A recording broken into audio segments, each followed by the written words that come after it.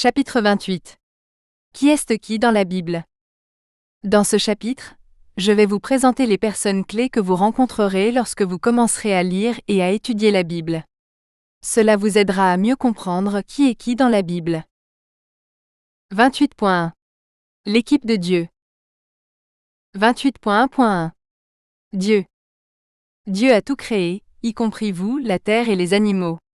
Il n'y a qu'un seul vrai Dieu. Certaines des qualités de Dieu incluent l'omniscient et l'omniscient, Psaume 147, 5. Présent partout tout le temps et omniprésent, Psaume 139. Tout-puissant et omnipotent, Jérémie 32, 27. Immuable et infini. Dieu a créé l'homme à son image. Dieu est parfait, saint et juste. Dieu est amour, et vous aime inconditionnellement. Dieu chasse toute peur parce qu'il est l'amour parfait. Dieu pourvoit à chacun de nous. Il sait ce dont nous avons besoin, avant même que nous le demandions. Dieu n'est pas limité par le temps. Il connaît le début et la fin. Dieu sait tout de vous, y compris votre cœur et vos pensées.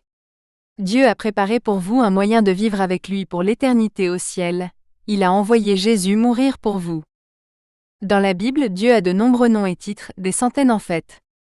Considérez-les comme des attributs qui révèlent son caractère. Voici quelques noms qu'il est appelé: Yahvé ou Seigneur, Genèse 2, 4. Père, Matthieu 23, 9. Créateur, Genèse 1, 1. Tout-puissant, Apocalypse 1, 8. Je suis, Exode 3, 14. Éternel, Genèse 21, 33. Juste, Acte 22, 14. Miséricordieux, Jérémie 3, 12. Et refuge, Psaume 91, 2. Lorsque vous lisez la Bible, sachez que Dieu est celui qu'il prétend être, que Dieu peut faire ce qu'il dit et que vous êtes celui que Dieu dit que vous êtes. L'existence de Dieu est évidente. Personne n'a d'excuse pour ne pas s'en rendre compte. Voici comment l'apôtre Paul l'explique. Ils connaissent la vérité sur Dieu, car il la leur a révélée.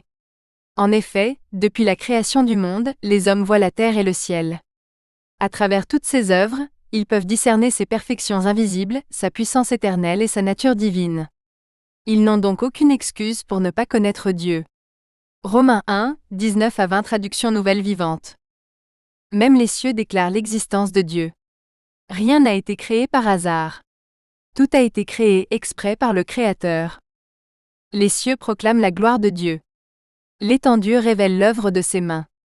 Jour après jour, ils proclament leurs paroles, nuit après nuit, ils manifestent leur connaissance. Il n'est point de parole, point de langage où leur voix ne soit entendue. Leur voix s'est répandue par toute la terre, leur parole jusqu'aux extrémités du monde. Psaume 19, 1 à 4. Dieu a créé les cieux et la terre. Au commencement, Dieu créa les cieux et la terre. Genèse 1, 1. Dieu a créé l'homme à son image. Cela signifie toi, ont été créés à l'image de Dieu. Dieu créa l'homme à son image. Il le créa à l'image de Dieu. Il les créa hommes et femmes. Genèse 1, 27. Il n'y a qu'un seul vrai Dieu. Dieu est le premier et le dernier, et connaît la fin depuis le début. Ainsi parle Yahvé, le roi d'Israël, et son Rédempteur, Yahvé des armées: je suis le premier et le dernier, et hors moi il n'y a point de Dieu. Qui est comme moi? Qui m'appellera, qui l'annoncera, et qui me l'ordonnera, depuis que j'ai établi le peuple ancien? Qu'ils annoncent ce qui doit arriver, et cela arrivera. Ne craignez rien, ne soyez pas effrayés. Ne vous l'ai-je pas annoncé dès longtemps, et ne vous l'ai-je pas fait connaître? Vous en êtes témoins. Y a-t-il un autre Dieu que moi? Certainement pas. Je ne connais pas d'autre rocher. Ésaïe 44, 6 à 8. Dieu est tout-puissant. Il est le début, l'alpha, et la fin, l'oméga. Je suis l'alpha et l'oméga, dit le Seigneur Dieu, celui qui est, qui était et qui vient, le Tout-Puissant. Apocalypse 1, 8. Dieu est amour, justice et droiture. Celui qui n'aime pas n'a pas connu Dieu, car Dieu est amour. 1 Jean 4, 8. Mais que celui qui se glorifie d'avoir de l'intelligence et de me connaître, de savoir que je suis l'Éternel, qui exerce la bonté, le droit et la justice sur la terre. Car c'est à cela que je prends plaisir, dit l'Éternel. Jérémie 9, 24. 28.1.2. Jésus. Jésus est la manifestation physique de Dieu. Il a également de nombreux noms dans la Bible, qui nous aident à mieux le comprendre. Jésus a toujours existé parce qu'il est Dieu. Il était présent lorsque tout a été créé. En fait, tout a été créé grâce à lui. Dieu vous aime tellement qu'il a envoyé Jésus sur terre comme un homme, pour mourir pour vos péchés. Il l'a fait pour que vous puissiez vivre éternellement avec lui, au paradis. Jésus revient à la fin de la période de tribulation. Il régnera physiquement sur terre pendant 1000 ans. Il est appelé Fils de Dieu, Marc 1. Parole Jean 1. Je suis Jean 8, 58. Agneau de Dieu Jean 1, 29. Bon pasteur Jean 10, 11. Le chemin, la vérité et la vie Jean 14, 6. Pain de vie Jean 6, 35. Lumière du monde Jean 8, 12. Sauveur Luc 2, 11. Ange du Seigneur Exode 3. Commandant de l'armée du Seigneur Josué 5, 14. Du Messie Matthieu 1, 1. Et du Christ Jean 1, 41. Jésus est Dieu incarné. Il est sorti du ciel, et est descendu sur terre en s'humiliant. Puis il a vécu une vie d'obéissance à Dieu, jusqu'à la mort par crucifixion. L'apôtre Paul explique cela dans ces versets. Ayez en vous les sentiments qui étaient en Jésus-Christ. Lui, existant en condition divine, n'a point regardé comme une proie à arracher d'être égal avec Dieu, mais s'est dépouillé lui-même, prenant une condition de serviteur, devenant semblable aux hommes. Ayant paru comme un simple homme, il s'est abaissé lui-même, se rendant obéissant jusqu'à la mort, oui, jusqu'à la mort sur la croix. C'est pourquoi Dieu l'a souverainement élevé, et lui a donné le nom qui est au-dessus de tout nom, afin qu'au nom de Jésus tout genou fléchisse dans les cieux, sur la terre et sous la terre, et que toute langue confesse que Jésus-Christ est Seigneur, à la gloire de Dieu le Père. Philippiens 2, 5 à 11. Dans ces versets, Jésus dit qu'il est le Christ et qu'il est Dieu. Les Juifs l'entourèrent donc et lui dirent : « Jusqu'à quand nous tiendras-tu en suspens ? Si tu es le Christ, dis-le-nous ouvertement. » Jésus leur répondit : « Je vous l'ai dit, et vous ne croyez pas. Les œuvres que je fais au nom de mon Père rendent témoignage de moi. Moi et le Père nous sommes un. Jean 10, 24 à 25, 30. Le prophète Ésaïe partage plusieurs noms de Jésus dans ce verset. Car un enfant nous est né, un fils nous est donné, et la domination reposera sur son épaule. On l'appellera admirable, conseiller, Dieu puissant, Père éternel, Prince de la paix. Ésaïe 9, 6. Jésus est la parole de Dieu. Il a toujours existé. Dans ces versets, Jésus est le Fils unique du Père, la parole devenue chair. Au commencement était le Verbe, et le Verbe était avec Dieu, et le Verbe était Dieu. Il était au commencement, avec Dieu. Toutes choses ont été faites par lui. Rien de ce qui a été fait, n'a été fait sans lui. En lui était la vie, et la vie était la lumière des hommes. Il était dans le monde, et le monde a été fait par lui, et le monde ne l'a point reconnu. Le Verbe a été fait chair, et il a habité parmi nous. Nous avons contemplé sa gloire, une gloire comme celle du Fils unique venu du Père, pleine de grâce et de vérité. Jean 1 à 4, 10, 14. Jésus était présent à la création, et en fait, c'est par Jésus que toutes choses ont été créées. L'apôtre Paul parle de Jésus dans ces versets. Il est l'image du Dieu invisible, le premier-né de toute la création. Car en lui ont été créées toutes choses dans les cieux et sur la terre, les visibles et les invisibles, trône, dignité, domination, autorité. Tout a été créé par lui, et pour lui. Il est avant toute chose, et en lui subsiste toute chose. Colossiens 1, 15 à 17.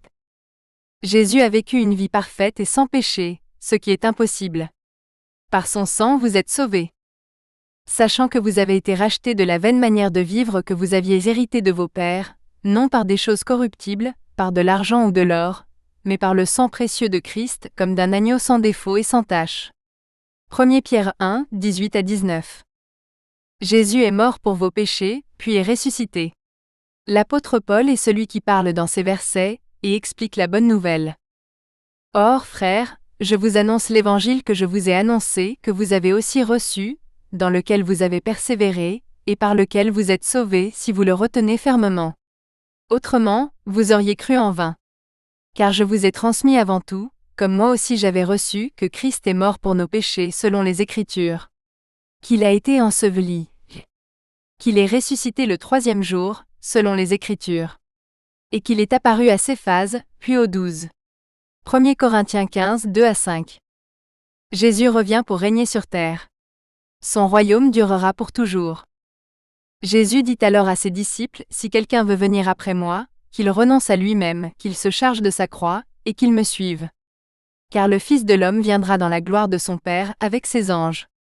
Et alors il rendra à chacun selon ses œuvres. » Matthieu 16, 24-27. Le 7e ange sonna de la trompette. Et de fortes voix suivirent dans le ciel qui disaient, « Le royaume du monde est remis à notre Seigneur et à son Christ.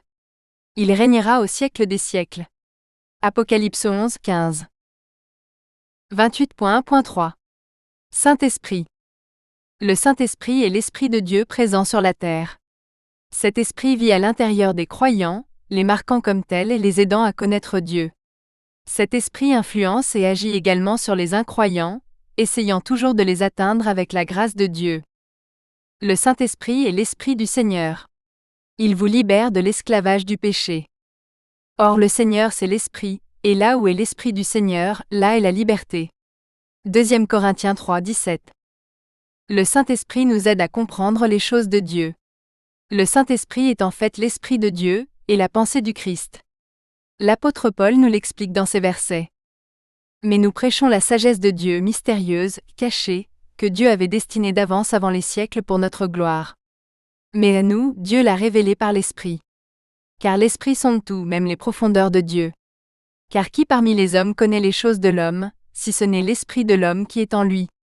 De même, personne ne connaît les choses de Dieu, si ce n'est l'Esprit de Dieu. Pour nous, nous n'avons pas reçu l'Esprit du monde, mais l'Esprit qui vient de Dieu, afin que nous connaissions les choses que Dieu nous a données par sa grâce. Car qui a connu la pensée du Seigneur, pour l'instruire? Mais nous avons la pensée de Christ. 1 Corinthiens 2, 7, 10 à 12, 16. Le Saint-Esprit vit à l'intérieur de chaque personne, qui a mis sa foi en Jésus. Et vous aussi, vous avez été unis à Christ, lorsque vous avez entendu la parole de vérité, l'évangile de votre salut. En croyant, vous avez été marqués en lui d'un sceau, le Saint-Esprit qui avait été promis, qui est un gage de notre héritage pour la rédemption de ceux qui appartiennent à Dieu, à la louange de sa gloire. Éphésiens 1, 13 à 14 Nouvelle Version internationale. Le Saint-Esprit convainc les incroyants de leurs péchés. Dans cette écriture, c'est Jésus qui parle. Le conseiller est le Saint-Esprit. Cependant, je vous dis la vérité, il est avantageux pour vous que je m'en aille. Car si je ne m'en vais pas, le Consolateur ne viendra pas vers vous. Mais si je m'en vais, je vous l'enverrai. Quand il sera venu, il convaincra le monde en matière de péché, de justice et de jugement, en matière de péché, parce qu'il ne croit pas en moi. En matière de justice, parce que je m'en vais au Père, et vous ne me verrez plus. En matière de jugement, parce que le prince de ce monde a été jugé. Jean 16, 7 à 11. Le Saint-Esprit vivant à l'intérieur de chaque croyant, était celui qui retenait la montée du mal. Lorsque l'enlèvement s'est produit et que le Saint-Esprit a été retiré, cela a permis à celui qui est sans loi, l'Antéchrist, d'être révélé. Voici la description de cet événement par Paul. Or, frères, pour ce qui est de l'avènement de notre Seigneur Jésus-Christ et de notre réunion avec lui, que personne ne vous séduise d'aucune manière. Car il faudra que la rébellion vienne d'abord, et que paraisse l'homme du péché, le fils de la perdition. Car le mystère de l'iniquité agit déjà. Seulement, il y en a un qui le retient maintenant, jusqu'à ce qu'il disparaisse. Alors paraîtra l'impie, que le Seigneur détruira par le souffle de sa bouche, et qu'il anéantira par la manifestation de son avènement. 2 Thessaloniciens 2, 1, 3, 7 à 8. 28.1.4. Trinité. Vous ne trouverez pas ce terme dans la Bible, mais il est souvent utilisé dans le jargon chrétien, c'est pourquoi je voulais l'expliquer ici. La Trinité est une manière de décrire les trois principales manières par lesquelles Dieu se manifeste, en tant que Dieu, en tant que Jésus et en tant que Saint-Esprit. Vous m'avez vu expliquer que Dieu est Dieu, Jésus est Dieu et le Saint-Esprit est Dieu. Il n'y a qu'un seul Dieu, pas trois dieux différents. N'oubliez pas que Dieu est tout-puissant, et qu'il peut tout faire. Rien ne lui est impossible. Il peut se manifester comme il le souhaite. Comme esprit 1 Corinthiens 2, 7 à 16. Comme homme Philippiens 2, 5 à 11. Comme lumière Apocalypse 21, 23. Comme buisson ardent Exode 3, 2. Ou comme pilier de nuages Exode 13, 21. Ces écritures mentionnent les trois manifestations de Dieu qui sont dans la Trinité, Dieu, Jésus et le Saint-Esprit. Que la grâce du Seigneur Jésus-Christ, l'amour de Dieu et la communion du Saint-Esprit soient avec vous tous. 2 Corinthiens 13, 14. Jésus s'approcha d'eux et leur parla ainsi: Tout pouvoir m'a été donné au ciel et sur la terre. Allez, faites de toutes les nations des disciples, les baptisant au nom du Père, du Fils et du Saint-Esprit. Matthieu 28, 18 à 19. Rien n'est impossible à Dieu. Il peut donc se manifester comme bon lui semble. Car rien de ce que dit Dieu n'est impossible. Luc 1, 37. 28.2. L'équipe de Satan. 28.2.1. Satan. Satan est un ange déchu, un démon. On l'appelle ainsi parce qu'il est tombé du ciel. Il a perdu son statut céleste. Contrairement à ce que vous avez pu lire ou voir, Satan n'est pas le frère de Jésus. Il n'est pas non plus rouge avec des cornes, une queue et une fourche. Satan n'est pas non plus le maître de l'enfer. Dieu est celui qui a créé l'enfer, et qui a le pouvoir et l'autorité de condamner quelqu'un à l'enfer. Satan est un être angélique créé par Dieu. Son nom n'a pas toujours été Satan. Dieu a créé cet ange glorieux et incroyablement beau nommé Lucifer qui régnait sur les anges, et était très proche de Dieu.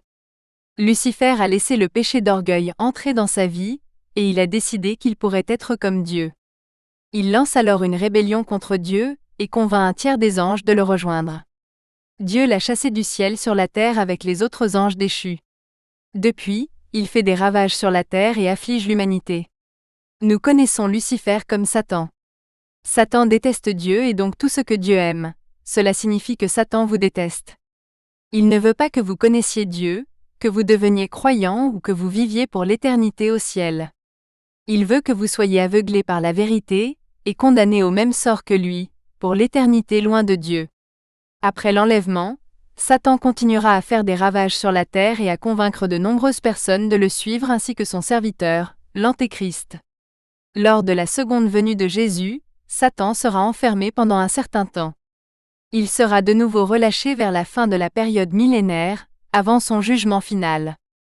Il est connu sous de nombreux noms dans la Bible: adversaire 1 Pierre 5, 8. Serpent Genèse 3. Diable Matthieu 4. Accusateur Apocalypse 12, 10. Père du mensonge Jean 8, 44. Meurtrier Jean 8, 44. Trompeur Apocalypse 12, 9. Et ange de lumière 2 Corinthiens 11, 14. Lucifer était un ange chérubin, un maître des anges. Il était aussi très proche de Dieu. Il est beau et cela le rend fier. Il a péché et a été jeté sur terre. Ces versets sont une description de Lucifer, le chérubin oint qui couvre. Tu étais en Éden, le jardin de Dieu. Tu étais orné de toutes sortes de pierres précieuses: rubis, topaze, émeraude, chrysolite, onyx, jaspe, saphir, turquoise et béryl. Tu étais orné de tambourins et de flûtes. Ils furent préparés le jour où tu fus créé. Tu étais le chérubin protecteur. Alors je t'ai placé sur la sainte montagne de Dieu. Tu as marché au milieu des pierres étincelantes. Tu as été intègre dans tes voies, depuis le jour où tu fus créé, jusqu'à ce que l'injustice se soit trouvée en toi. Par l'abondance de ton commerce, tes entrailles se sont remplies de violence et tu as péché. C'est pourquoi je t'ai chassé de la montagne de Dieu, comme un profane. Je t'ai détruit, chérubin protecteur, du milieu des pierres étincelantes. Ton cœur s'est élevé à cause de ta beauté. Tu as corrompu ta sagesse à cause de ta splendeur. Je t'ai jeté à terre. Ézéchiel 28, 13 à 17. Lucifer voulait être Dieu. C'est lui celui qui brille. Sheol signifie l'enfer. Comment es-tu tombé du ciel, toi qui brilles, fils de l'aurore? Comment es-tu abattu, toi qui abaisses les nations? Tu disais en ton cœur: je monterai au ciel. J'élèverai mon trône au-dessus des étoiles de Dieu. Je m'assiérai sur la montagne de l'assemblée, à l'extrême nord. Je m'élèverai sur les hauteurs des nuages. Je me rendrai semblable au Très-Haut. Et pourtant, tu seras précipité dans le séjour des morts, au fond de la fosse. Ésaïe 14, 12 à 15. Lucifer s'est rebellé contre Dieu, et un tiers des anges l'ont rejoint. En conséquence, il fut expulsé du ciel. Dans ces versets, il est le dragon, le diable et Satan. Les anges qui l'ont rejoint sont appelés le tiers des étoiles dessinées par le dragon. Un autre signe apparut dans le ciel. Voici un grand dragon rouge ayant 7 têtes et 10 cornes, et sur ses têtes 7 diadèmes. Sa queue entraînait le tiers des étoiles du ciel, et les jetait sur la terre. Il y eut guerre dans le ciel. Michel et ses anges combattirent contre le dragon. Le dragon et ses anges combattirent. Ils ne furent pas les plus forts. Il ne leur fut plus trouvé de place dans le ciel. Le grand dragon fut précipité, le serpent ancien appelé le diable et Satan, celui qui séduit toute la terre. Il fut précipité sur la terre, et ses anges furent précipités avec lui. Apocalypse 12, 3-4, 7-9. Lucifer s'appelle désormais Satan, et est actuellement le dieu de ce monde, la terre. Il trompe tous les gens qui ne croient pas en Jésus. Satan, le dieu de ce monde, a aveuglé l'esprit des incrédules. Ils sont incapables de voir la lumière glorieuse de la bonne nouvelle. Ils ne comprennent pas ce message sur la gloire du Christ, qui est l'image parfaite de Dieu. 2 Corinthiens 4, traduction nouvelle vivante. Satan sera lié pendant 1000 ans, à la seconde venue de Jésus. Une fois de plus, Satan est appelé le dragon et le diable. Je vis un ange qui descendait du ciel, ayant la clé de l'abîme et une grande chaîne dans sa main. Il saisit le dragon, le serpent ancien, qui est le diable et Satan, celui qui séduit toute la terre habitée. Il le lia pour 1000 ans. Il le jeta dans l'abîme, ferma et scella l'entrée au-dessus de lui, afin qu'il ne séduise plus les nations, jusqu'à ce que les 1000 ans soient accomplis. Après cela, il faut qu'il soit délivré pour un peu de temps. Apocalypse 20, 1-3. Le jugement final de Satan aura lieu à la fin de la période millénaire. Il fait à nouveau la guerre à Dieu. Cependant, il est rapidement vaincu par Dieu et jeté dans l'étang de feu. Dans ce verset, Satan est également appelé le diable et la bête et l'antéchrist. Après 1000 ans, Satan sera relâché de sa prison. Il sortira pour séduire les nations qui sont aux 4 coins de la terre, Gog et Magog, afin de les rassembler pour la guerre. Leur nombre est comme le sable de la mer. Ils s'étendirent sur toute la largeur de la terre, et encerclèrent le camp des saints et la ville bien-aimée. Un feu descendit du ciel, de la part de Dieu, et les dévora. Le diable qui les séduisait fut jeté dans l'étang de feu et de soufre, où sont aussi la bête et le faux prophète. Ils seront tourmentés jour et nuit, au siècle des siècles. Apocalypse 20, 7-10.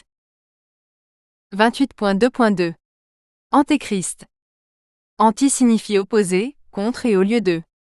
Cette personne est à l'opposé du Christ. Cette personne sera contre tout ce pourquoi Christ est.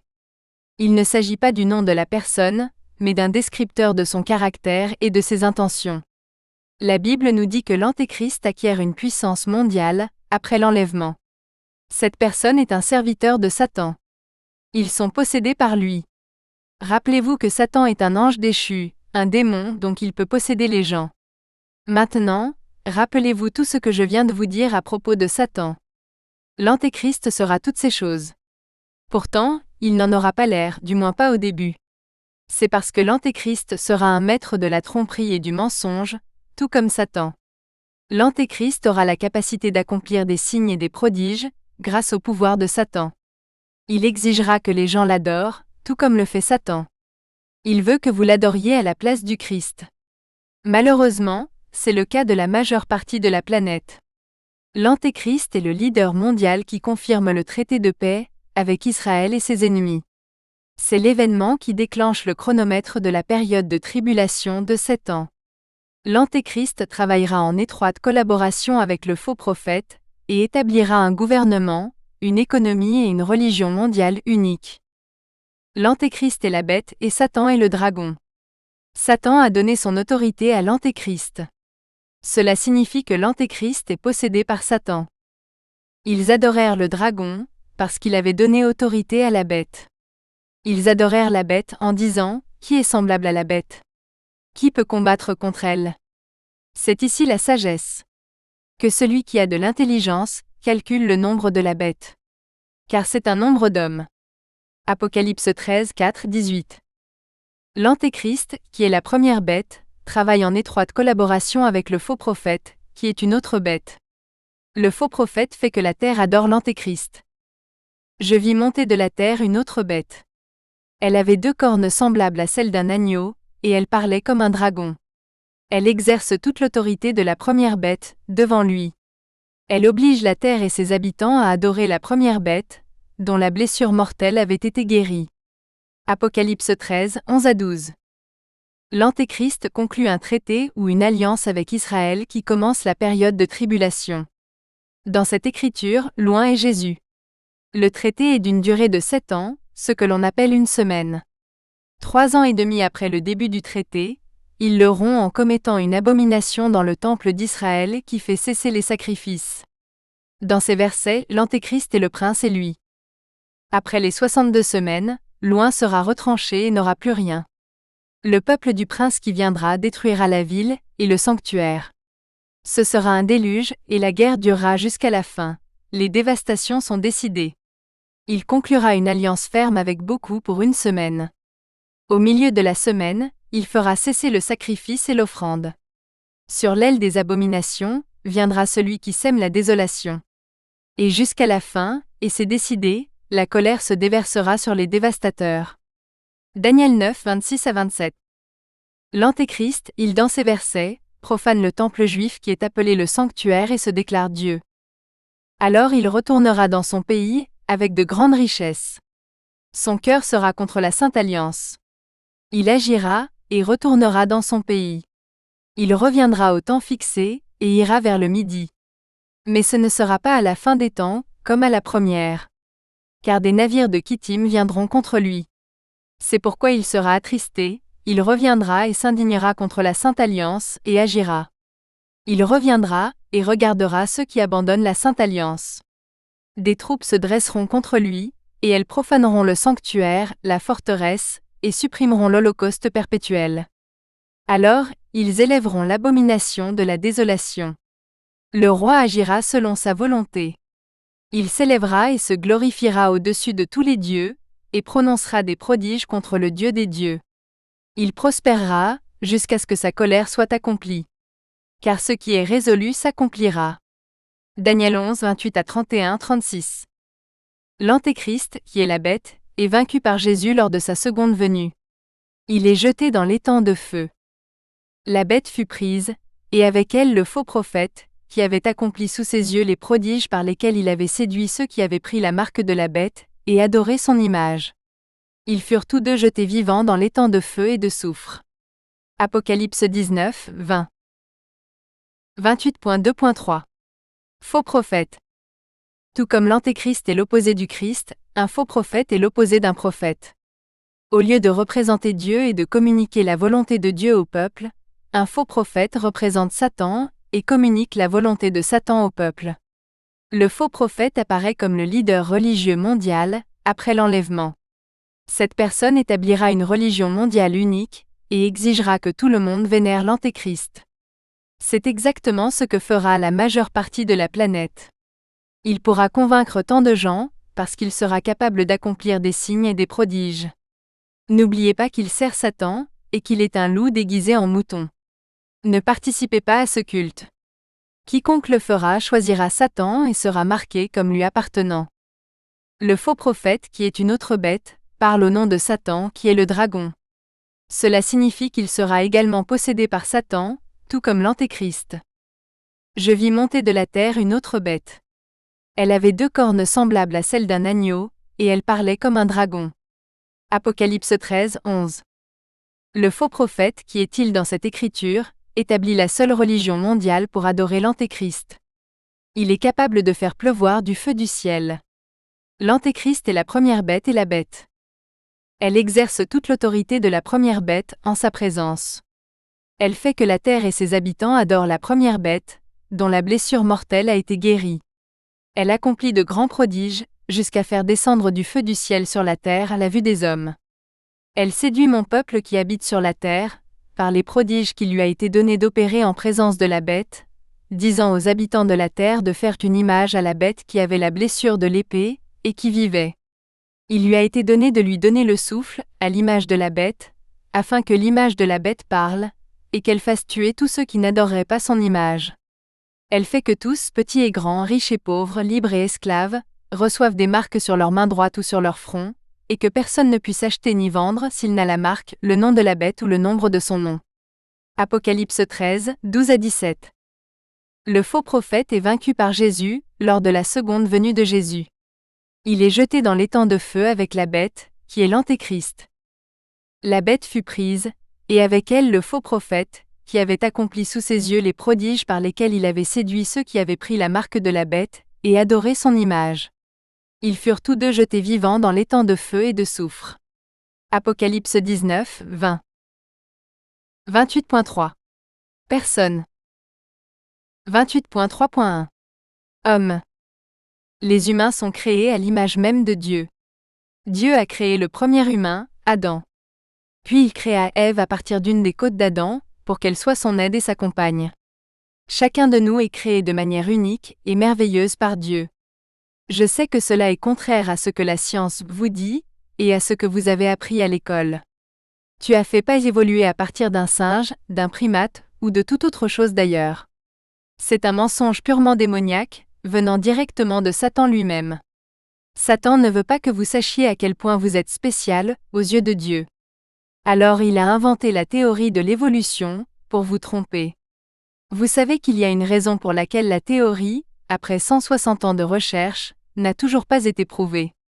C'est parce que c'est un mensonge. Dieu nous crée dans le ventre de notre mère. Avant que Dieu ne crée chacun de nous, il nous connaissait. C'est un grand mystère pour moi, mais cela me donne aussi du réconfort et de la paix. Malheureusement, l'homme est intrinsèquement pécheur et séparé de Dieu pour cette raison. Nous avons été créés à l'image de Dieu, en tant qu'hommes et femmes. Dieu dit, faisons l'homme à notre image selon notre ressemblance. Qu'il domine sur les poissons de la mer, sur les oiseaux du ciel, sur le bétail, sur toute la terre et sur tous les reptiles qui rampent sur la terre. Dieu créa l'homme à son image. À l'image de Dieu, il le créa. Il les créa hommes et femmes. Genèse 1, 26 à 27. Dieu nous unit dans le ventre de notre mère. Nous sommes chacun uniques. Seigneur, tu m'as sondé, et tu me connais. Car tu as formé mon être profond. Tu m'as tissé dès le sein de ma mère. Je te rends grâce, car je suis une créature si merveilleuse. Tes œuvres sont admirables. Mon âme le sait bien. Mes entrailles n'étaient pas cachées devant toi, lorsque j'étais formé dans le secret, tissé dans les profondeurs de la terre. Tes yeux ont vu mon corps. Sur ton livre étaient tous inscrits les jours qui m'étaient destinés, avant qu'ils n'existassent encore. Que tes pensées me sont précieuses, ô Dieu. Qu'elles sont immenses. Psaume 139, 1, 13 à 17. Dieu nous connaissait avant même que nous soyons conçus. La parole de l'Éternel me fut adressée, en ces mots, avant de te former dans le ventre de ta mère, je te connaissais. Jérémie 1, 4 à 5. Nous sommes pécheurs et séparés de Dieu. Voici, la main de l'Éternel n'est pas trop courte pour sauver, ni son oreille trop dure pour entendre. Mais ce sont vos iniquités qui mettent une séparation entre vous et votre Dieu, et ce sont vos péchés qui vous cachent sa face, et l'empêchent de vous écouter. Ésaïe 59, 1 à 2. Car tous ont péché, et sont privés de la gloire de Dieu. Romains 3, 23. Si nous disons que nous n'avons pas de péché, nous nous trompons nous-mêmes, et la vérité n'est point en nous. Si nous disons que nous n'avons pas péché, nous le faisons menteur, et sa parole n'est point en nous. 1 Jean 1, 8, 10. 28.3.2. Israël. Israël fait référence à la fois à un groupe de personnes, les Israélites, et à une nation. Dans la Bible, ils sont appelés le peuple élu de Dieu. Je sais que cela semble étrange, et que Dieu a des favoris. Ce n'est pas ainsi que vous devriez voir les choses, parce que Dieu n'a pas de favoris, Romains 2, 11. Dieu a créé chacun de nous, et aime chacun de nous inconditionnellement. Si une seule personne avait existé, Jésus serait mort pour cette seule personne. C'est à quel point il aime chacun d'entre nous. Dieu a également créé chacun de nous, pour accomplir un objectif spécifique. C'est ainsi que vous devriez voir Israël. Dieu les a choisis dans un but précis. Dieu a choisi un groupe de personnes qui pourraient se distinguer des autres dans le monde. Des gens qui pourraient être un exemple de foi pour tout le monde. Des gens à travers lesquels Dieu pouvait manifester sa puissance et sa gloire à la vue du monde entier. Pour éclairer une pièce sombre, vous avez besoin d'une lampe. Pensez à la terre et à tous ses habitants comme à cette pièce sombre, et pensez à Israël comme à la première lampe. Vous lirez beaucoup de choses sur Israël dans la Bible. Vous apprendrez de ce qu'ils ont bien fait, et de toutes les nombreuses choses qu'ils ont mal faites. Vous verrez également l'amour de Dieu à travers eux. Que Dieu ne les a jamais abandonnés. Tout comme il ne t'a jamais abandonné.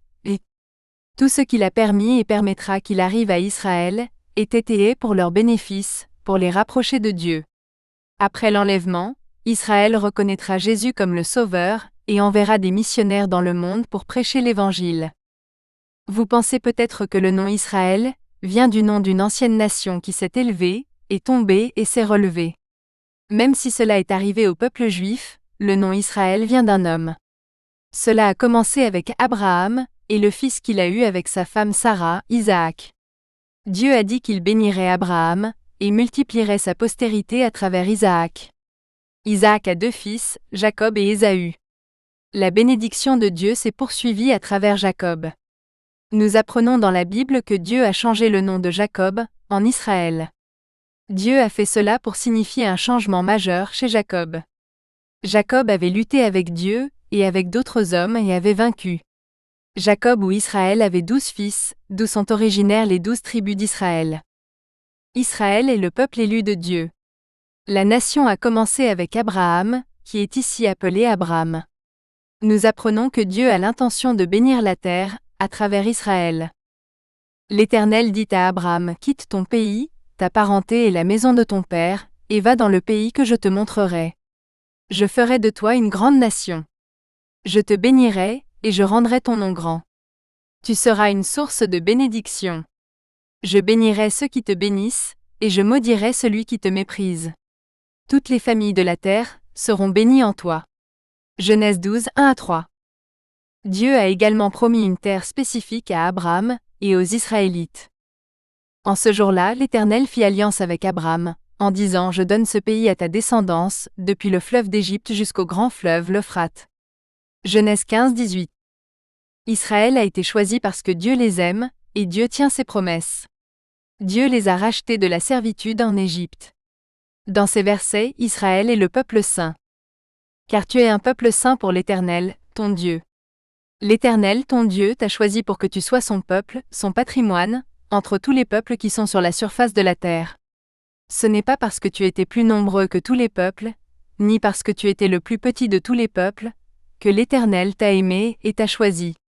Mais c'est parce que l'Éternel t'aime, et parce qu'il veut tenir le serment qu'il a fait à tes pères, que l'Éternel t'a fait sortir par sa main puissante et t'a racheté de la maison de servitude, de la main de Pharaon, roi d'Égypte. Sache donc que l'Éternel, ton Dieu, est lui-même Dieu, le Dieu fidèle, qui garde son alliance et sa miséricorde jusqu'à 1000 générations envers ceux qui l'aiment et qui observent ses commandements. Deutéronome 7, 6-9. Tout ce qui est arrivé à Israël est un exemple pour nous. Dans ces versets, Israël est appelé nos pères. Or, frères, je ne veux pas que vous ignoriez que nos pères ont tous été sous la nuée, et qu'ils ont tous passé au travers de la mer. Cependant, la plupart d'entre eux ne reçurent pas la faveur de Dieu, car ils périrent dans le désert. Or, ces choses nous ont servi d'exemple, afin que nous n'ayons pas de mauvais désirs, comme ils en ont eu. Ne soyez pas idolâtres, comme le furent quelques-uns d'eux. Selon qu'il est écrit, le peuple s'assit pour manger et boire, puis il se leva pour se divertir. Ne commettons pas l'immoralité sexuelle, comme le firent quelques-uns d'eux, et 23 000 en un seul jour tombèrent. Ne tentons pas le Christ, comme le firent quelques-uns d'eux, et qui périrent par les serpents. Ne murmurons pas, comme murmurèrent quelques-uns d'eux, et qui périrent par l'exterminateur. Or, tout cela leur est arrivé pour servir d'exemple, et cela a été écrit pour notre instruction, à nous qui sommes parvenus à la fin des siècles. 1 Corinthiens 10, 1, 5-11. Israël est une lumière pour les nations, parce qu'Israël montre la gloire de Dieu. Écoutez-moi, Écoutez-moi, peuple lointain. L'Éternel m'a appelé dès le sein maternel, il a mentionné mon nom dès le sein de ma mère. Il m'a dit, tu es mon serviteur, Israël, en qui je serai glorifié. Oui, il dit, c'est peu que tu sois mon serviteur, pour relever les tribus de Jacob, et pour amener les restes d'Israël. Je t'établirai pour lumière aux nations, pour porter mon salut jusqu'aux extrémités de la terre. Ésaïe 49, 1, 3, 6. Pendant la période de tribulation, 144 000 Israélites sont choisis par Dieu pour prêcher l'Évangile. Un grand nombre d'entre eux sont ainsi sauvés. Je vis un autre ange, qui montait du soleil levant, ayant le sceau du Dieu vivant. Il cria d'une voix forte aux 4 anges à qui il avait été donné de faire du mal à la terre et à la mer, en disant, « Ne faites point de mal à la terre, ni à la mer, ni aux arbres, jusqu'à ce que nous ayons marqué du sceau le front des serviteurs de notre Dieu. J'entendis le nombre de ceux qui avaient été marqués du sceau, 144 000, de toutes les tribus des enfants d'Israël. Après cela je regardai et voici, il y avait une grande foule que personne ne pouvait compter de toute nation, de toute tribu, de tout peuple et de toute langue. Ils se tenaient devant le trône et devant l'agneau, vêtus de robes blanches, des palmes à la main. Ils criaient d'une voix forte, « Le salut soit à notre Dieu qui siège sur le trône et à l'agneau. » Il me dit, ce sont ceux qui sont sortis de la grande souffrance. Ils ont lavé leurs robes, et les ont blanchis dans le sang de l'agneau. Apocalypse 7, 2-4, 9-10, 14. 28.3.3. Juge. Vous verrez souvent ce terme dans l'Ancien Testament. Il fait référence à une personne que Dieu a mise en place pour juger les affaires des Israélites. Après que Moïse ait délivré les Israélites de l'esclavage en Égypte, il n'avait plus de dirigeant officiel, comme un roi. Après la mort de Moïse puis de Josué, Dieu a choisi d'autres pour juger son peuple. Les juges déterminaient ce qui était bien et mal, pour les Israélites. Considérez-les comme des conseillers du peuple. Ils ont été choisis par Dieu. Parmi les juges les plus connus figurent Samson et Judith. Dieu a chargé les juges d'entendre les affaires et de juger avec justice. Dans ces versets, c'est Dieu qui parle à Moïse. Choisissez parmi vos tribus des hommes sages et reconnus, et je les établirai chefs sur vous. Je pris donc les chefs de vos tribus, des hommes sages et reconnus, et je les établis chefs sur vous, chefs de milliers, chefs de centaines, chefs de cinquantaines, chefs de dizaines, et des officiers selon vos tribus. En ce temps-là, j'ordonnai à vos juges, écoutez les causes entre vos frères, et jugez avec justice entre un homme et son frère, et entre l'étranger qui séjourne chez lui. Vous ne ferez point exception de personne, dans vos jugements. Vous écouterez sans distinction le petit et le grand. Vous ne craindrez personne, car le jugement appartient à Dieu. Si l'affaire est trop difficile pour vous, vous la porterez devant moi, et je l'entendrai. Deutéronome 1, 13, 15-17. Après la mort de Josué, le peuple s'est détourné de Dieu et Dieu l'a discipliné. Lorsque le peuple cria à l'aide de Dieu, il suscita des juges pour le sauver.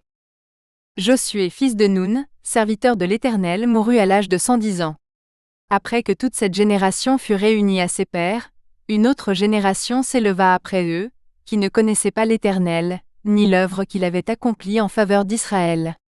Les enfants d'Israël firent ce qui est mal aux yeux de l'Éternel, et servirent les Baals. Ils abandonnèrent l'Éternel, le Dieu de leur père, qui les avait fait sortir d'Égypte, et ils allèrent après d'autres dieux, d'entre les dieux des peuples qui les entouraient, et se prosternèrent devant eux. Et ils irritèrent l'Éternel. La colère de l'Éternel s'enflamma contre Israël, et il les livra entre les mains de pillards qui les pillèrent. Il les vendit entre les mains de leurs ennemis tout autour, de sorte qu'ils ne purent plus résister à leurs ennemis. Partout où ils allaient, la main de l'Éternel était contre eux pour leur faire du mal, comme l'Éternel l'avait dit et comme l'Éternel le leur avait juré. Et ils furent dans une grande détresse. L'Éternel suscita des juges, qui les sauvèrent de la main de ceux qui les pillaient. Mais ils n'écoutèrent pas leurs juges. Car ils se prostituèrent à d'autres dieux, et se prosternèrent devant eux. Ils se détournèrent promptement de la voie que suivait leur père, obéissant au commandement de l'Éternel. Ils ne le firent pas. Lorsque l'Éternel leur suscita des juges, l'Éternel fut avec le juge et les sauva de la main de leurs ennemis pendant toute la vie du juge. Car l'Éternel était affligé de leurs gémissements, à cause de ceux qui les opprimaient et les opprimaient. Juge 2 8, 10-12, 14-18. 28.3.4. Prophète. Un prophète est quelqu'un à qui Dieu a parlé directement, et par l'intermédiaire de lui. Il communiquait la volonté de Dieu au peuple. Ils ont également prophétisé des événements futurs. Ils éduquaient les gens sur les Écritures. Ils accomplirent également de grands signes et prodiges. Après la mort et la résurrection de Jésus, ils ont également prêché l'Évangile. La Bible entière a été écrite par des prophètes de Dieu. La Bible nous dit que Dieu a utilisé des prophètes jusqu'à Jean-Baptiste. Jean était le prophète dont Malachie avait prédit qu'il apparaîtrait avant la première venue de Jésus. Nous voyons Jésus confirmer ce que Malachie a dit dans Matthieu chapitre 11. Dieu nous parle maintenant, à travers Jésus. La prochaine fois que des prophètes apparaîtront, c'est pendant la période de tribulation. 2 témoins prophètes de Dieu prêcheront l'Évangile, et accompliront des signes miraculeux depuis Jérusalem. Dans ce verset, nous voyons que Dieu a parlé par l'intermédiaire des prophètes. Dieu, ayant autrefois parlé à nos pères par les prophètes à plusieurs reprises et de plusieurs manières. Hébreux 1, 1. Dieu a parlé à travers les prophètes qui ont écrit la Bible. L'apôtre Paul décrit les Écritures dans ces versets. Les Saintes Écritures, qui peuvent vous rendre sages à salut par la foi en Jésus-Christ. Toute Écriture est inspirée de Dieu et utile pour enseigner, pour convaincre, pour corriger, pour instruire dans la justice, afin que tout homme qui appartient à Dieu soit accompli et propre à toute bonne œuvre. 2 Timothée 3, 15 à 17. Les prophètes prédisent l'avenir, parce que Dieu le leur révèle. Écoutez cette parole que l'Éternel a prononcée contre vous, enfants d'Israël, contre toute la famille que j'ai fait monter du pays d'Égypte. Il dit: Je vous ai choisis, vous seuls, entre toutes les familles de la terre. C'est pourquoi je vous punirai pour tous vos péchés. La trompette retentit-elle dans une ville, sans que le peuple soit effrayé? Un malheur arrive-t-il à une ville, sans que l'Éternel l'ait fait? Certainement le Seigneur, l'Éternel, ne fera rien sans avoir révélé son secret à ses serviteurs les prophètes. Amos 3, 1 à 2, 6 à 7. Les prophètes prêchent la parole de Dieu, et sont capables d'accomplir des signes et des prodiges en raison de leur relation étroite avec Dieu. C'est Jésus qui parle dans ces versets. Il leur dit: Allez par tout le monde, et prêchez la bonne nouvelle à toute la création. Celui qui croira et sera baptisé sera sauvé. Mais celui qui ne croira pas sera condamné. Voici les miracles qui accompagneront ceux qui auront cru: en mon nom, ils chasseront les démons. Ils parleront de nouvelles langues. Ils saisiront des serpents. Et s'ils boivent quelque breuvage mortel, cela ne leur fera aucun mal. Ils imposeront les mains aux malades, et les malades seront guéris. Après leur avoir parlé, le Seigneur fut enlevé au ciel et s'assit à la droite de Dieu. Ils partirent et prêchèrent partout. Le Seigneur travaillait avec eux, et confirmait la parole par les miracles qui l'accompagnaient. Marc 16, 15 à 20. Dieu a dit qu'il enverrait Élie le prophète, avant le jour du Seigneur. C'est le jour où l'Antéchrist se déclare Dieu dans le temple de Dieu. Cela se produit 3 ans et demi après le début de la période de tribulation. Voici, je vous enverrai Élie le prophète, avant que vienne le jour grand et redoutable de l'Éternel. Malachie 4, 5. Jésus nous a dit que Jean-Baptiste était le plus grand prophète, et l'Élie qui devait venir. Les prophètes ont prophétisé jusqu'à Jean-Baptiste. C'est Jésus qui parle ici. Mais pourquoi êtes-vous sortis? Pour voir un prophète? Oui, je vous le dis, et bien plus qu'un prophète. Car c'est celui dont il est écrit: Voici, j'envoie mon messager devant toi, qui préparera ton chemin. En vérité, je vous le dis, parmi ceux qui sont nés de femmes, il n'en a pas paru de plus grand que Jean-Baptiste. Et pourtant, le plus petit dans le royaume des cieux est plus grand que lui. Depuis l'époque de Jean-Baptiste jusqu'à maintenant, le royaume des cieux est forcé et les violents s'en emparent. Car tous les prophètes et la loi ont prophétisé jusqu'à Jean. Si vous voulez le recevoir, c'est lui qui est Élie qui doit venir. Matthieu 11, 9 à 14. Aujourd'hui, Dieu parle à travers Jésus plutôt que par d'autres prophètes. Jésus est le Fils de Dieu. Après avoir autrefois, à plusieurs reprises et de plusieurs manières, parlé à nos pères par les prophètes, Dieu, à la fin de ses jours, nous a parlé par le Fils, qu'il a établi héritier de toutes choses, par lequel il a aussi créé le monde. Hébreux 1, 1 à 2. Il y aura 2 prophètes pendant la période de tribulation, qui prophétiseront pendant 3 ans et demi. Ils le font dans la première moitié de la période de tribulation, avant que l'Antéchrist ne se déclare Dieu. C'est Dieu qui parle ici. Je donnerai du pouvoir à mes 2 témoins, et ils prophétiseront pendant 1260 jours, revêtus de sacs. Apocalypse 11, 3. 28.3.5. Pharisiens et Sadducéens. Les pharisiens et les Sadducéens étaient des groupes de dirigeants religieux présents pendant le ministère de Jésus sur terre. Vous pouvez également voir les termes scribes, principaux sacrificateurs ou grands prêtres. Les pharisiens étaient connus pour leur stricte adhésion à la loi de Dieu, tant écrite qu'orale. Les Sadducéens étaient de grands prêtres et des aristocrates, et ne suivaient que la loi écrite. Les 2 groupes connaissaient très bien les Écritures et la loi. Leur besoin de gagner leur chemin vers le ciel par l'obéissance et les œuvres, les empêchait de reconnaître Jésus comme le Sauveur prophétisé, et celui qu'ils attendaient. Ils s'attendaient à un autre type d'épargne. Un sauveur qui vaincrait leur ennemi, les Romains, et établirait un nouveau royaume. Ils ont confondu la seconde venue de Jésus, lorsqu'il établit son royaume, avec sa première venue, lorsqu'il sauve les gens de leurs péchés. Les pharisiens et les sadducéens étaient craintifs, et se sentaient menacés par les enseignements de Jésus, et les miracles qu'il accomplissait. Lorsque Jésus révéla qu'il était Dieu, ils l'accusèrent de blasphème et demandèrent aux Romains de le crucifier. Ces versets décrivent ce que Jésus avait contre les pharisiens et les sadducéens. Il faisait des œuvres pour être vu par les hommes. Il manquait de justice, de miséricorde et de foi. Alors Jésus parla à la foule et à ses disciples et dit : Les scribes et les pharisiens sont assis sur la chaire de Moïse. Observez donc et faites tout ce qu'ils vous disent.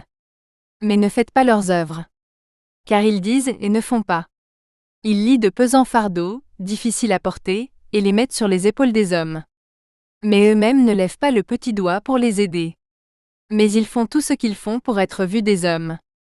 Ils portent de larges phylactères et allongent les franges de leurs vêtements, et aiment les premières places dans les festins, les premières places dans les synagogues, les salutations sur les places publiques, et être appelés rabbi, rabbi par les hommes.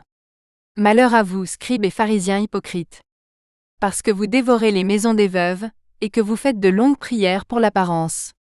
C'est pourquoi vous serez condamnés plus sévèrement. Parce que vous parcourez mer et terre, pour faire un seul prosélyte. Et quand il devient un, vous le rendez 2 fois plus fils de la géhenne que vous. Car vous payez la dîme de la menthe, de l'âneth et du cumin, et vous laissez de côté les choses les plus importantes de la loi, la justice, la miséricorde et la fidélité. Or, il fallait pratiquer ces choses, et ne pas laisser de côté les autres. Car vous purifiez l'extérieur de la coupe et du plat, mais à l'intérieur ils sont pleins d'extorsion et d'injustice. Car vous ressemblez à des tombeaux blanchis, qui paraissent beaux au dehors, mais qui au-dedans sont pleins d'ossements de mort et de toute impureté.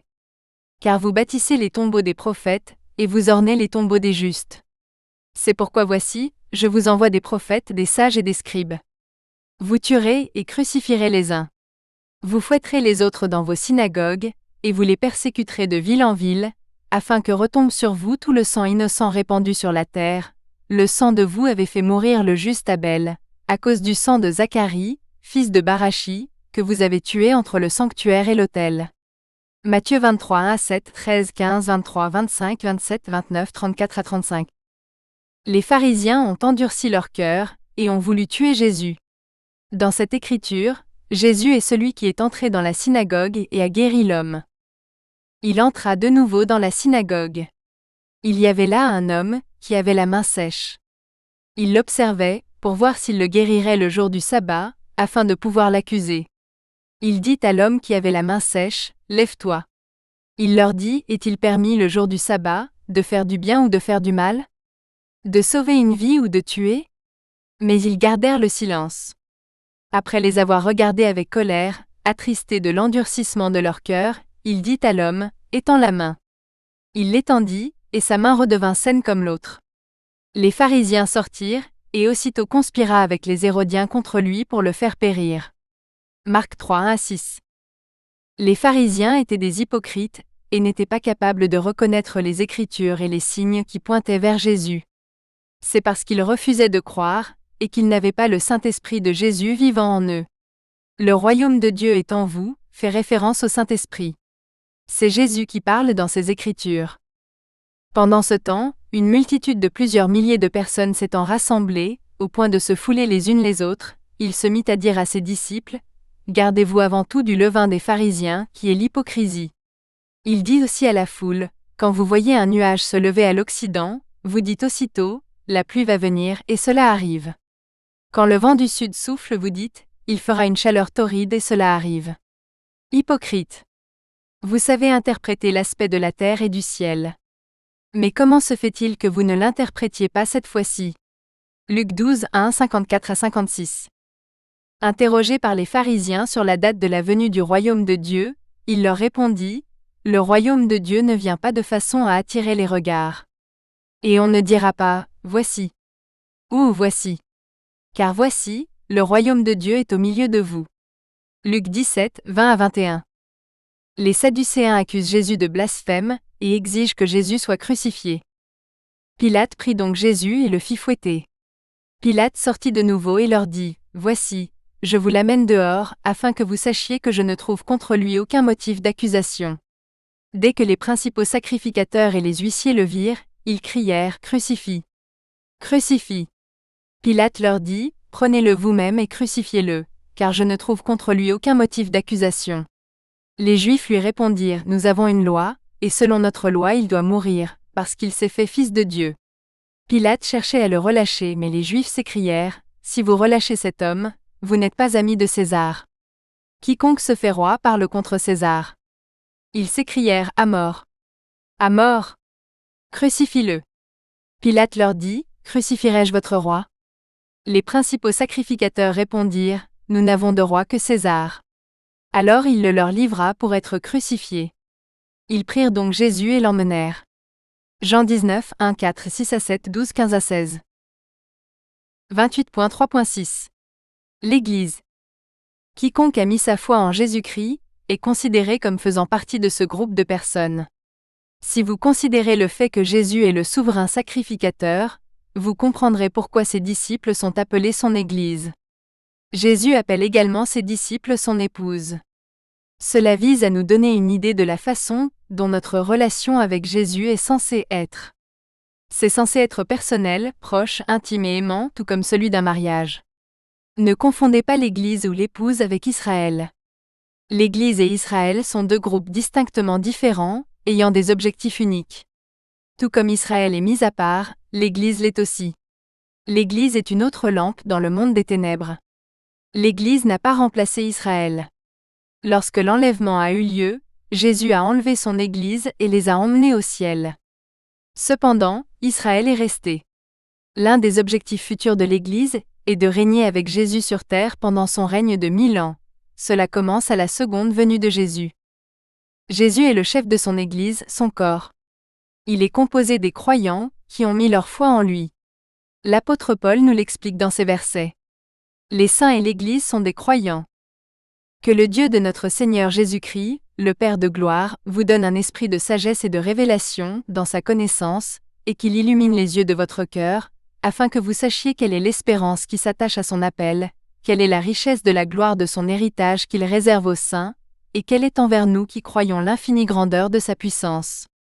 Avec efficacité, il a déployé sa force puissante en Christ, en le ressuscitant des morts et en le faisant asseoir à sa droite dans les lieux célestes, au-dessus de toute domination, de toute autorité, de toute puissance, de toute dignité, et de tout nom qui se peut nommer, non seulement dans le siècle présent, mais aussi dans le siècle à venir.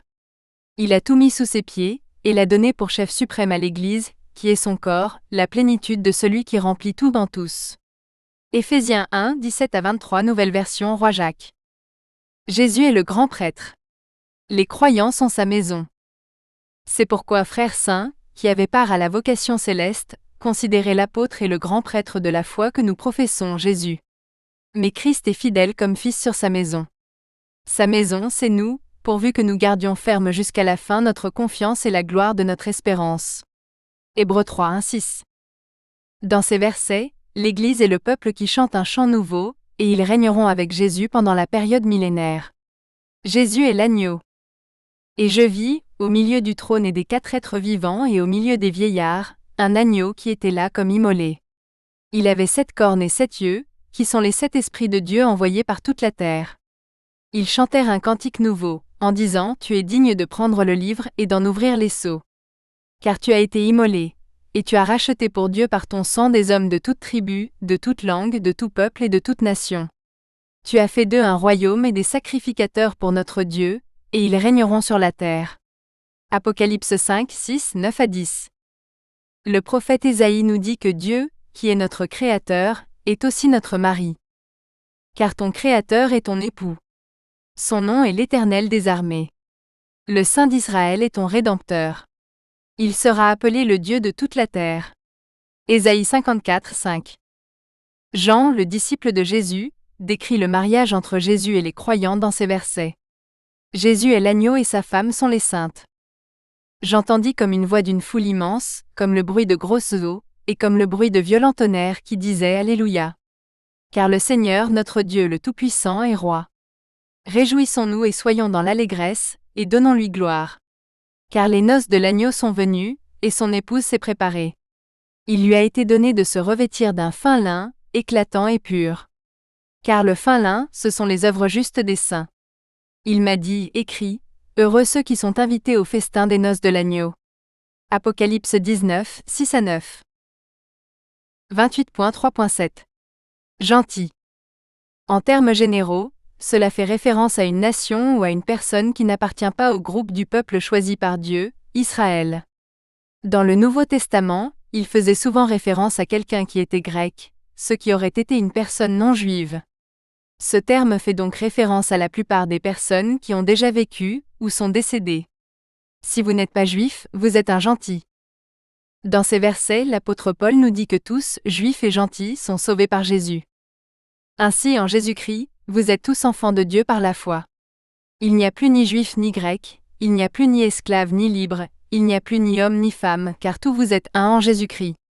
Si vous appartenez à Christ, vous êtes donc la descendance d'Abraham, héritier selon la promesse.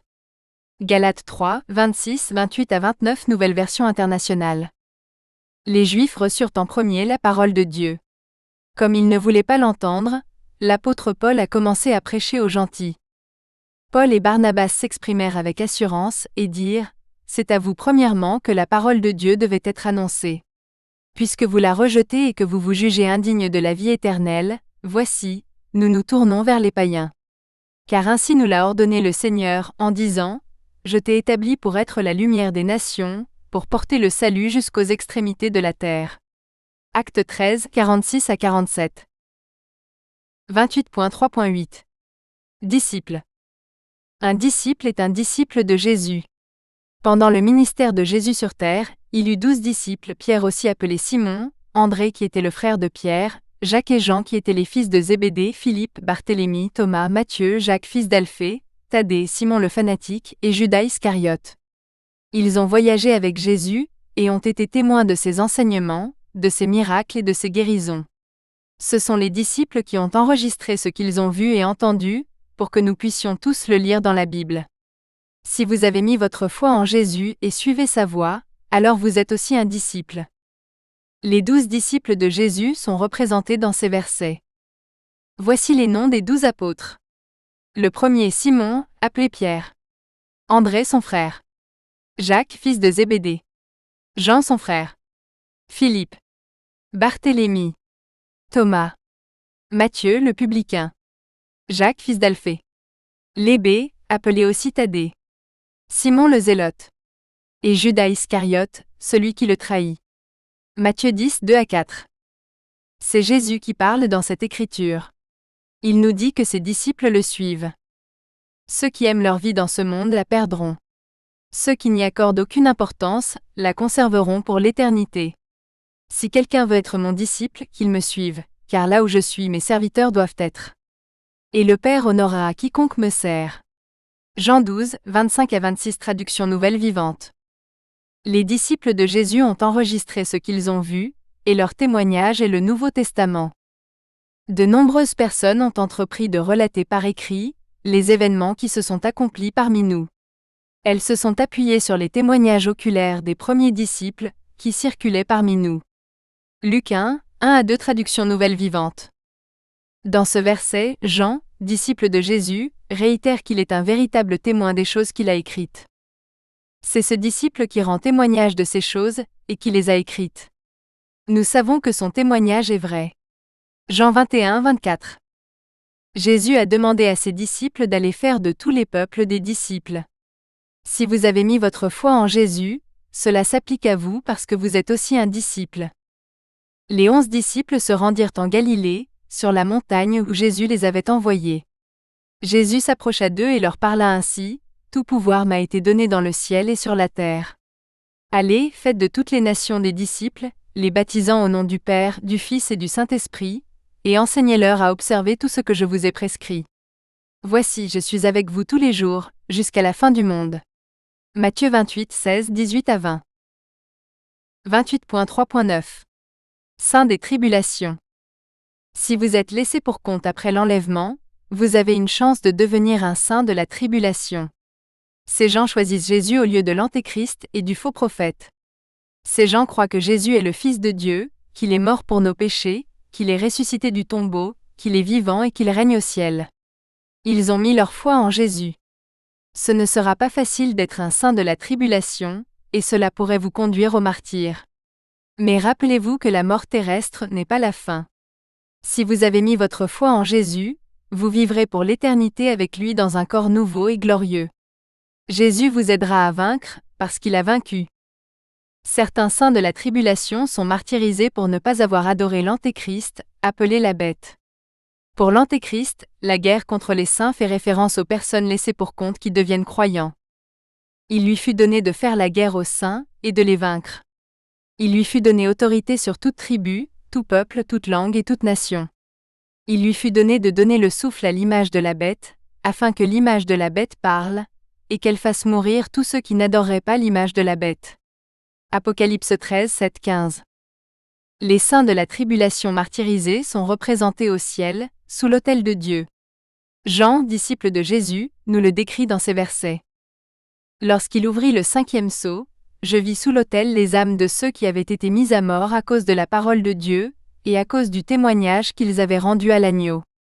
Ils crièrent d'une voix forte, « Jusqu'à quand, Maître saint et véritable, faudra-t-il que tu juges et que tu fasses justice de notre sang sur les habitants de la terre ?» Une longue robe blanche fut donnée à chacun d'eux. Il leur fut dit de se tenir encore un peu en repos, jusqu'à ce que leurs compagnons de service et leurs frères, qui seraient mis à mort comme eux, aient achevé leur course. Apocalypse 6, 9 à 11. Les saints de la tribulation seront persécutés, tout comme Jésus. Sachez qu'une récompense au ciel vous attend si vous êtes laissés pour compte, et que vous êtes désormais croyants. C'est Jésus qui parle dans ces versets. Heureux serez-vous lorsqu'on vous outragera, qu'on vous persécutera, et qu'on dira faussement de vous toutes sortes de mal à cause de moi. Réjouissez-vous et soyez dans l'allégresse, car votre récompense sera grande dans les cieux. Car c'est ainsi qu'on a persécuté les prophètes, qui ont été avant vous. Matthieu 5, 11 à 12. Pierre, l'un des disciples de Jésus, parle de la persécution et révèle qu'il n'y a pas lieu d'en avoir honte. Vous êtes bénis. Bien-aimés, ne soyez pas surpris de la fournaise qui vous a saisi pour vous éprouver, comme s'il vous arrivait quelque chose d'étrange. Réjouissez-vous plutôt de la part que vous avez aux souffrances du Christ, afin d'être comblés de joie, lorsque sa gloire apparaîtra. Si vous êtes outragés à cause du nom du Christ, vous êtes heureux, car l'Esprit de gloire et de Dieu repose sur vous. Mais si vous souffrez en tant que chrétien, n'en ayez pas honte, mais bénissez Dieu de ce que vous portez ce nom. 1 Pierre 4, 12 à 14, 16 Nouvelle version internationale. Si vous êtes laissé pour compte, vous pouvez toujours vaincre et devenir un saint de la tribulation. Votre nom sera enregistré dans le livre de vie de Jésus. C'est Jésus qui parle ici. Celui qui vaincra sera revêtu de vêtements blancs, et je n'effacerai point son nom du livre de vie, et je confesserai son nom devant mon Père et devant ses anges. Apocalypse 3, 5.